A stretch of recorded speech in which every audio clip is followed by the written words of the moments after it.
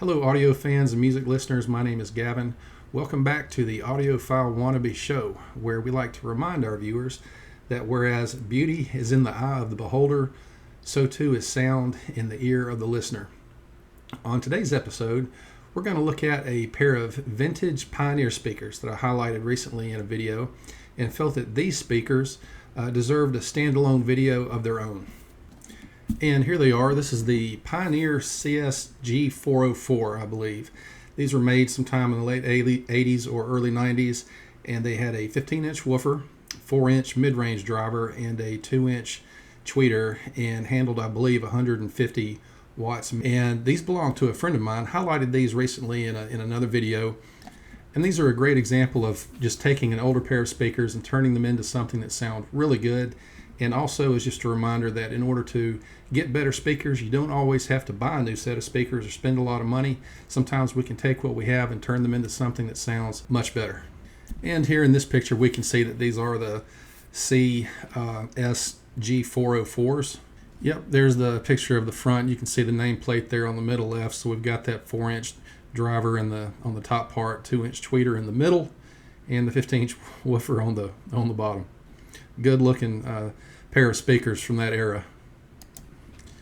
Just another picture from a different angle, and the back side there, and you can see that on the bottom of these cabinets that hang on one second. Yeah, there we go. Yeah, so you can see where he took a pair of cheap banana plug adapters that he got off Amazon and just plugged into the back of the spring-loaded terminals there to make it easier to plug and unplug with current style banana plug connectors. All right, so what did we do to these speakers? So with these, we did do some dampening to these speakers, and just that alone very much improved the sound. The bass tightened up. That was the first thing that we noticed, was just how much cleaner the overall presentation and sound and everything was, but particularly the bass. These type speakers didn't have any interior dampening, so they had a lot of resonance, had a lot of boominess.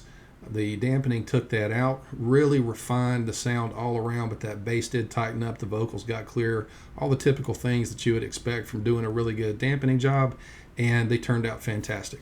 So let's take a look at what we did.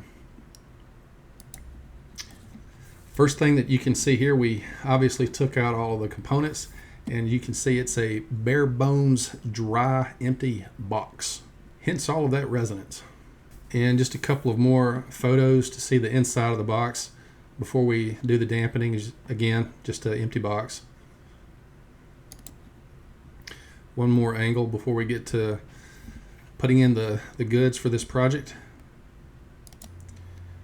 And here we started to line the body of the cabinet with the aluminum seal tape that has the butyl lining on it. You can see what we did there. And here we're getting a little more lining on the cabinet, starting to get filled out. So his goal here is not to put a lot of money, obviously, into these things. So he's not going to be spending a lot of money on high-end banana connectors, binding posts. But in his case, he also likes the aesthetic of the vintage look. So instead of going with some more recent, really nice connectors, he'll just get I think eventually just a basic cup with some typical banana connectors in there that are much more affordable and kind of maintain that vintage look. And one more quick thing about this photo, please take note of the crossover that's in this one. So these speakers were bought as a pair from the store. I don't know, I want to say service merchandise, but don't quote me on that. I'll have to double check on that. But these speakers, this pair, had two different types of crossovers. There was this one, and I believe the other speaker may have just had a high pass or a low pass filter, and that was it. A little bit better picture of the cabinet that has the crossover in it, so you can see what that looks like. And this is the other cabinet before we lined it with anything, but you can see that there was basically no crossover there. I don't know what kind of filter that is, didn't take a look at it that closely, but that's all that was in this particular cabinet. Just kind of funny that same exact set of speakers, but two different types of crossover styles. It's pretty strange. And as you can see here in this photo, we basically went down to Wally World and got a gel foam topper for fairly affordable, just a twin size, split it into a bunch of different pieces and used some 3M spray adhesive to line the inside of the cabinet and the back of the foam. Connected super easily, and that material does a fantastic job for dampening. It's a much more, I say much more for it's affordable, relatively speaking, compared to some other options, and but does a great job. And you can get that type of foam from Wally World. They make a 1 inch, which is not that good for dampening. I think it's fairly thin, not just in width, but also just in the material. It's very light. But once you get into this, which was a 1.5 inch thick material, it's fairly robust in my opinion. And you get into the 2 inch and 3 inch, you're looking at some pretty good vibration absorption.